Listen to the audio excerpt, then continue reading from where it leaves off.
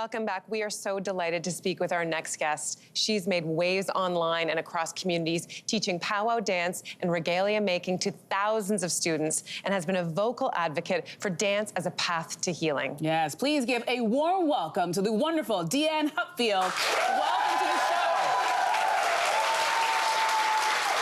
All right, so Deanne, the National Day for Truth and Reconciliation is intended for people to reflect on the legacy of residential schools in this country. You wanted to start by sharing your grandfather's own story. What was his experience like?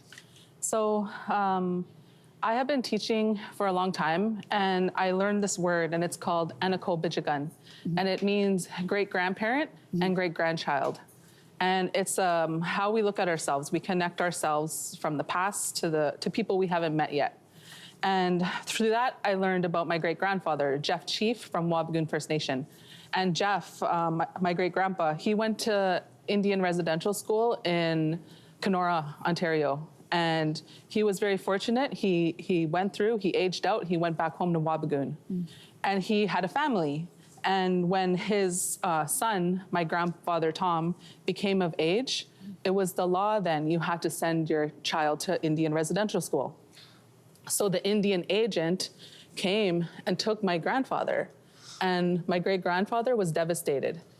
And they took him to school, and he went back to the Indian agent. He said, how can I get my kid out of residential school? And he said, you have to become a Canadian citizen, and you have to disenfranchise. So he disenfranchised, he was able to go get his son, and then he came back to the reserve, and they're like, you can no longer live on the reserve, you're not a status Indian. So they got evicted from the reserve, and they were sent to live on Métis Road outside of Norwich, Ontario. So like right off the highway, like steps from the highway. Oh, wow. I mean, it's just, it's devastating to hear these stories, and but it's so important for you to share. Thank you for sharing. Earlier in the show, of course, we spoke with Layla Stats about her process of reclaiming her Mohawk culture and identity. And you've talked about how your own process of reclamation started when you walked into your first powwow. Yes. Can you talk a little bit about that experience? So I remember my mom taking me to my very first powwow. I was probably like 7 or 8 years old. And it was at Fort William Gardens in Thunder Bay. And I just remember being really short and holding my mom's hand walking into the arena. And I could hear drumming coming from inside. And when we walked in, I saw a bunch of men in the middle at drums, and there were people dancing all around them. And there was this one woman dancing, and she was spinning. And to me, she was the most beautiful woman I had ever seen. And I said, Mom, I want to learn to dance. Teach me to dance. And my mom looked out at me and she said, I'm sorry, I can't teach you that. I didn't learn that growing up.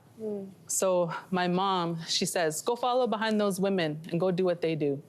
So me being this little kid with no regalia, I just like followed those ladies and I did what they did. Wow, all right, I know. Powerful. So Deanne, you say that dancing has helped you immensely in your own healing journey. How so?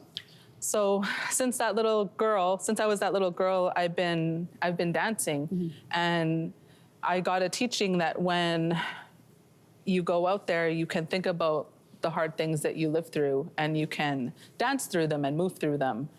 So we have these special songs where it becomes a ceremony. They'll use an eagle whistle or an eagle fan, and they'll call on the drum to keep singing. And when those moments happen, I would go out there and I would think about all of the hard things that my family has experienced as descendants of residential school, and my mother, 60 Scoop. And I don't speak my own language. I faced a lot of racism, and I would dance through all those hard feelings until I couldn't dance anymore. And at the end, I would feel a little bit lighter. And I still live with the pain, but I can live through it and move through it. All right. So, Deanne, you taught powwow dancing and regalia making to thousands of people. Tell me, why is it important for you to not just learn that skill, but to teach others and pass it on? Well, everyone's situation is like mine. We're disconnected from our culture. Many of us don't speak our own language. We face a lot of generational trauma. We have lived through a lot of hard things, and dancing has helped me so much. I feel beautiful in my regalia. I was able to make a good life for myself, and I want that for my community. I want to talk about your regalia because you actually went to fashion school so that you could learn to make your own regalia. And so can you explain the significance of what you're wearing today? So I dance fancy shawl. This is, if you look at me, you can tell that I'm Anishinaabe, I'm Ojibwe, and I wear things that are important to me. So just like Layla was talking about land back, like that is really important to me. That would solve many of the problems in my community. And I have also lost loved ones to missing and murdered Indigenous women and girls into spirit. So I dance with my MMIW pin.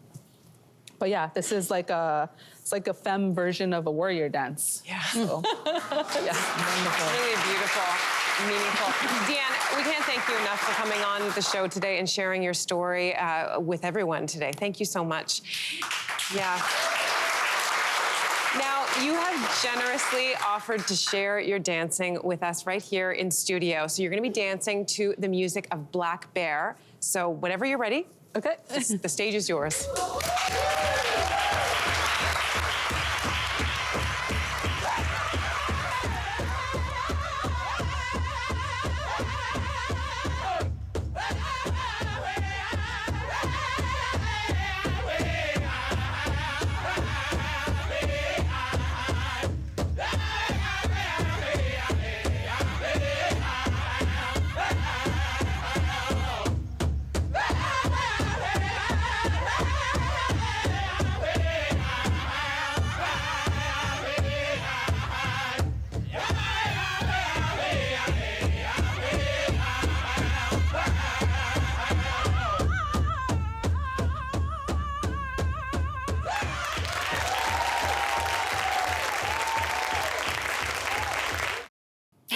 What did you think? Drop your comments below and join the conversation. And don't forget to like and subscribe so you can find more on everything from food and fashion to pop culture and current events. See you soon.